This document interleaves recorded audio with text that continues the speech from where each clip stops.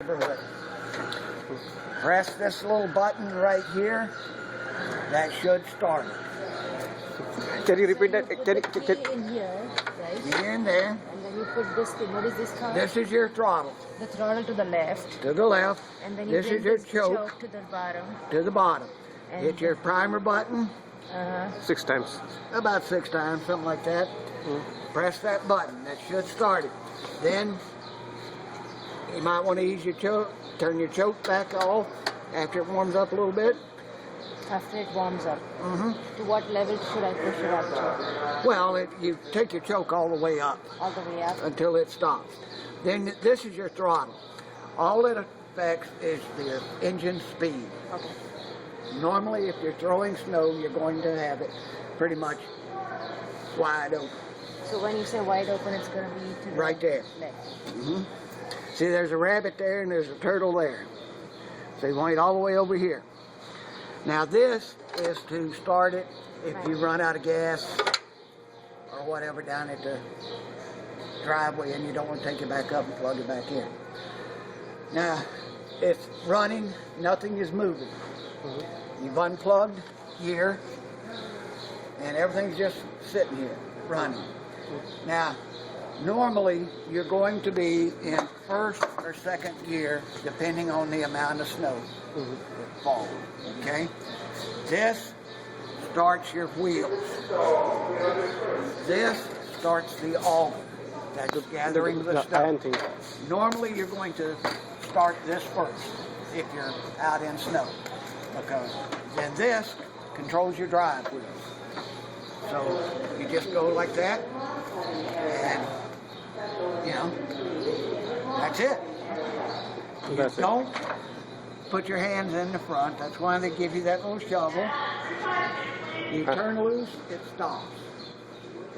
Auger's not turning, the wheels are not turning.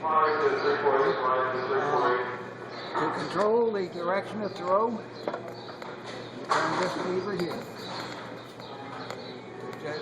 To change the angle, like that, okay?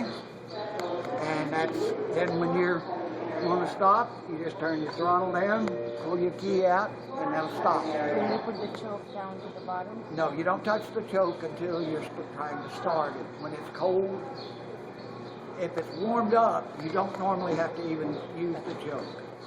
If you have to start it again, you know. So you just push the throttle back and remove the key. Right. And where do you usually keep the key after you've removed it? Well, you have two. Now you can leave it in there if you want to. There's one in the owner's manual, and there's the one here. Now, what I would probably do, rather than take a chance on losing it, I would probably put a string around here and one here. Just, you know. Easier. Right, just keep up with it. Okay? Is it okay if I use one and not the other? Do I need to use both of them, the wheels as well? Well, if you're in snow, yes. Because you have to have them both down.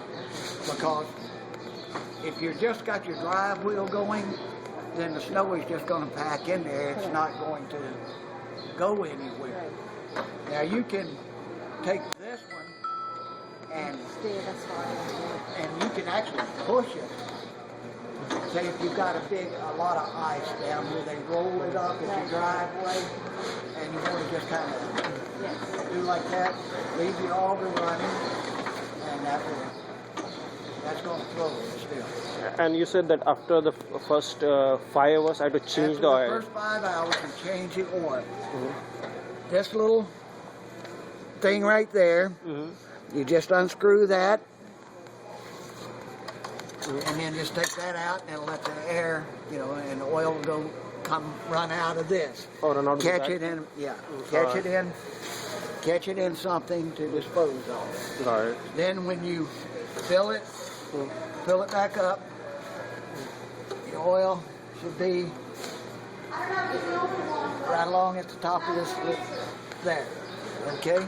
Top of the edge. So that's. So if we don't use the oil, one go, the oil, Sorry? why do you have to do it after 5 hours? I didn't get that. Well, the first time. what happens after the first 5 hours, see, when they put these together, there might be some metal shavings or something in it. Okay, first. Right, it's just like a car. And normally, you're supposed to what's called break-in oil. That's what's in it. And from then on, you only do it once a year, depending on how much you use.